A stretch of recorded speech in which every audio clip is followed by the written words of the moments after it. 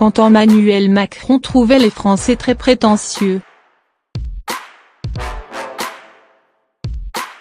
Emmanuel Macron est au cœur de la colère des Gilets jaunes, qui réclament tout simplement sa démission.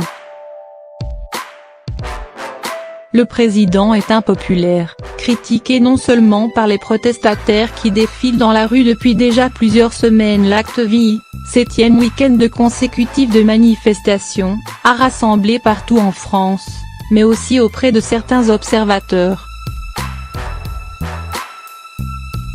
Arrogant, prétentieux, les critiques fusent à l'égard du chef de l'État, après quelques-unes de ces saillies qui ont jeté de l'huile sur le feu.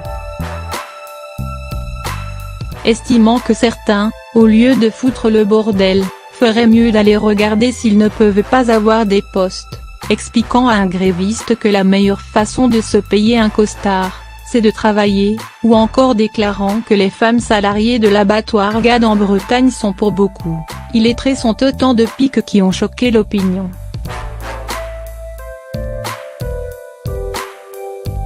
En 2016, pourtant, avant son élection, c'était Emmanuel Macron qui avait à en dire sur ses concitoyens. Les Français sont très prétentieux sur le plan politique, a assuré celui qui allait devenir président lors d'une interview croisée avec Michel Houellebecq paru dans Les Inrocks en mai 2016, republié dans le hors-série Les Inrocks 2 consacré à l'écrivain, en kiosque le 27 décembre.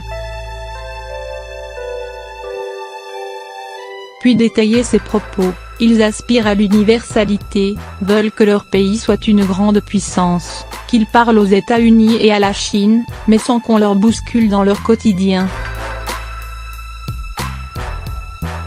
Ils ont toutefois eux aussi, au fond, beaucoup d'ambition. Des propos qui résonnent particulièrement dans le contexte actuel.